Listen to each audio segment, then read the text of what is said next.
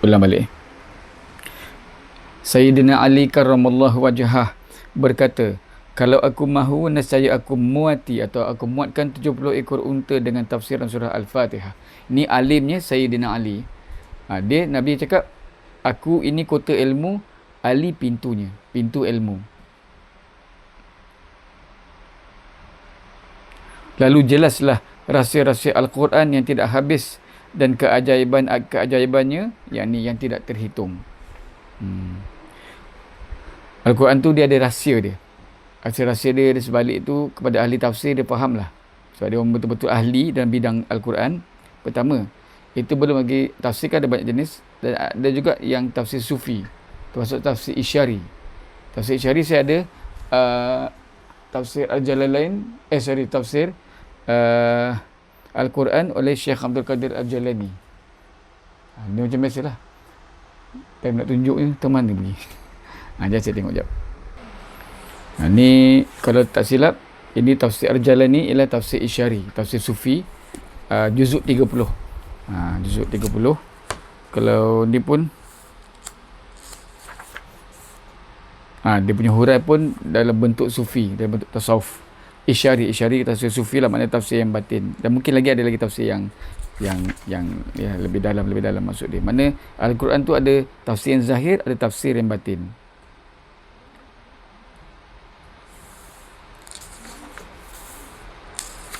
Ni ni tafsir Al-Jalani, tafsir ni terjemahan lah. Tafsir Al-Jalani, tafsir isyari, aku tak siap saya lah.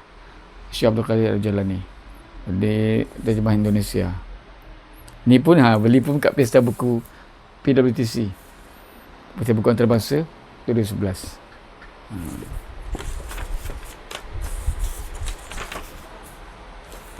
Ini antara tafsir lah. Ada lebih lagi yang saya mengaji secara talaqi, tapi tak dapat habis lah. Saya dapat juzuk 30 tafsir Hasyiatus Sawi ala tafsiril Jalalain ni. Itulah, ada kat atas tu. Tafsir Al-Jalalain.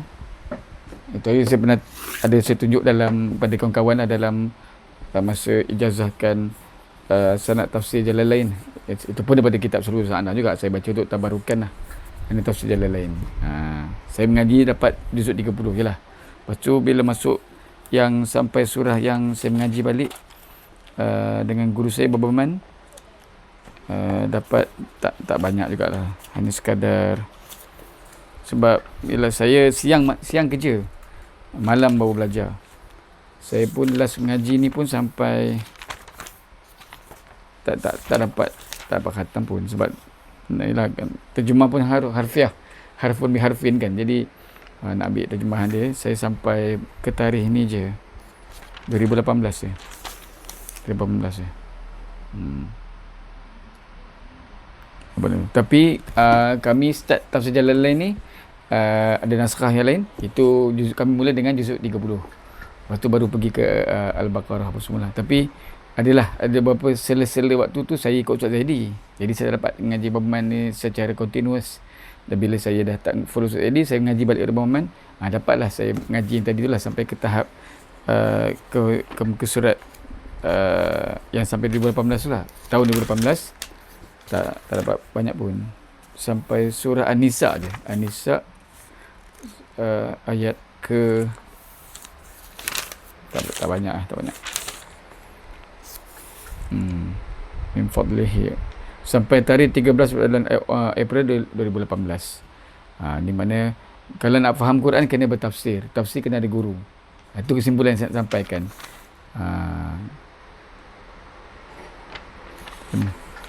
Saya punya dobek pun taklah kemas.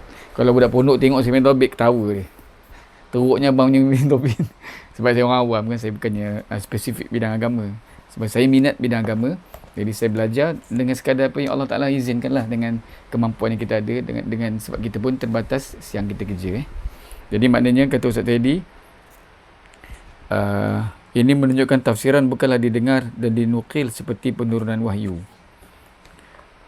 Sehubungan dengan ini, Nabi Muhammad sallallahu alaihi wasallam bersabda untuk Ibnu Abbas, kalau radhiyallahu taala anhu, kalau bahasa Arabnya kita mungkin pernah dengar hadis Nabi sallallahu alaihi wasallam, Allahumma faqihhu fid din Allahumma faqihhu fid din wa 'allimhu ta'wil.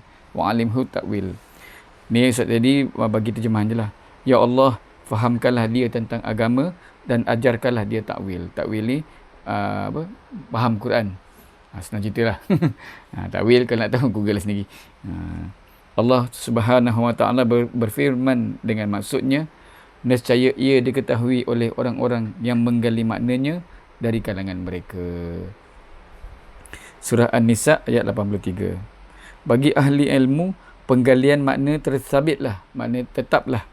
Maka ia menunjukkan bahawa tafsiran bukan sekadar secara mendengar, yakni tetapi disampaikan makna-maknanya oleh Allah Ta'ala dan sesuai dengan pencapaian kesucian hati seseorang. Seseorang ni artinya ahli tafsir itulah. Kalau dalam ni, ahli tafsir ni siapa?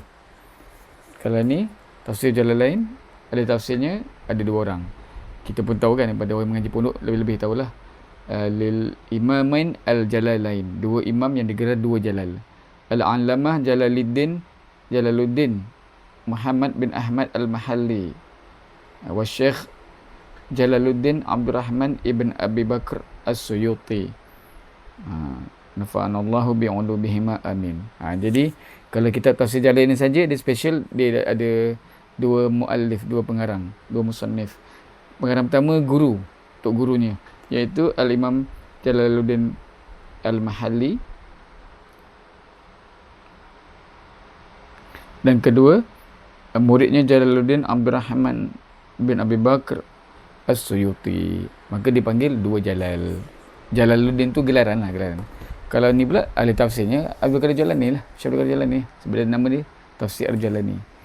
Dan banyak lagi tafsir, banyak Ruhul Ma'ani oleh Imam Al-Alusi, Tafsir Al-Kabir Syekh Fakhruddin Ar-Razi. Saya pernah tengok Fakhruddin Ar-Razi punya kitab.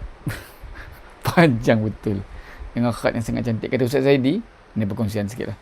Ustaz Zaidi sebut dalam tafsir Jalalain ni sangat tafsir Al-Kabir ni ataupun dipanggil Futuhul Ghaib apa, tak ingat. Ada satu saya tak ingat apa, tapi saya tahu tafsir Al-Kabir lah, salah satu nama bagi tafsir Fakhruddin Ar-Razi ni. Dia tafsir yang komplit, sampai ilmu matematik pun di dalam tu. Saya tak tahu cakap apa lah, saya diam je lah, sebab saya pun tak faham Quran, tak faham bahasa Arab macam Ustaz Edi. Dia memang mengaji betul. Dan dia pun kata dia masa di pondok Betapa, dia pun ngaji kelas tinggi. Jadi ada pernah lah saya minta ngending-ngending sikit lah rakaman-rakaman Ustaz Jil atau Gua Jil lah mengajar. Minta sebab dia rakam ke kaset kan. Lama saya minta, dekat 2 tahun baru Ustaz Jil dikabulkan ajak saya tu. Oi, nak dengar. Nah, dengar lah channel Tok Gua Jil ngajar. Memang syok. Tu Ustaz Zaidi sempat rakam masa dia ngaji pondok Duk Tapah, kaset tu dan kaset. Masa tu saya mula zaman Ustaz Zaidi. Jadi banyak masa dia akan panggil suruh buat ni tolong dia apa semua. Saya mengending-ending lah. Tak ada ke rakaman Tok Gua Jil lah? Ada lah, kenapa kau nak dengar? Boleh kau nak dengar agak lama. Kat 2 tahun mengending baru dapat. Setahun setengah ke 2 tahun baru dia dapat. Ni Fendi nak sibuk nak dengar sangat, nak dengar tu. Dia tentu kadang style dia memang Allah rindu kadang. Nak dengar sangat, dengar. Ibu nak dengar Tok Guru. Ni dengar lah. Masa tu aku tak silap lah, Tok Gua Jil ngajar antara surah Al-Baqarah ke An-Nisa. Saya pun cari kitab kan, sebab dia terus bagi, dia pun tak cakap bagi surah apa. Kita pun lupa cari surah apa ni. Tapi saya dengar lah ni. Memang sedap lah, orang alim mengajar. Tok Guru pondok kan, Tok Guru Haji Abdullah Duk Tapah. Inilah yang saya semalam yang nak cerita pasal pengasuh tu, lupa tunjuk. Inilah majalah pengasuh yang pasal Tok Kenali semalam saya hurai tentang Tok Kenali. Majalah pengasuh ni lah, majalah pengasuh. Kebetulan depannya cover Tok Gua Jil lah. Majalah pengasuh ni majalah yang diusahakan cetusannya oleh almarhum Tuan Guru Tok Kenali Haji Yusuf bin Ahmad Al-Kalantani, ulama besar dan waliullah di Kelantan. Ini bab tilawah. Jadi maknanya kita kalau baca Quran, kalau dah baca bertahun-tahun pun, cubalah cari tafsir dan berguru. Sebab baca terjemahan pun guru-guru saya yang di sini pun cakap terjemah pun kadang ada yang silap. Kitab fiqah pun kadang terjemah silap sebab terjemah ke bahasa Melayu kan, sebab dia orang mengaji negara Arab. Jadi gitulah.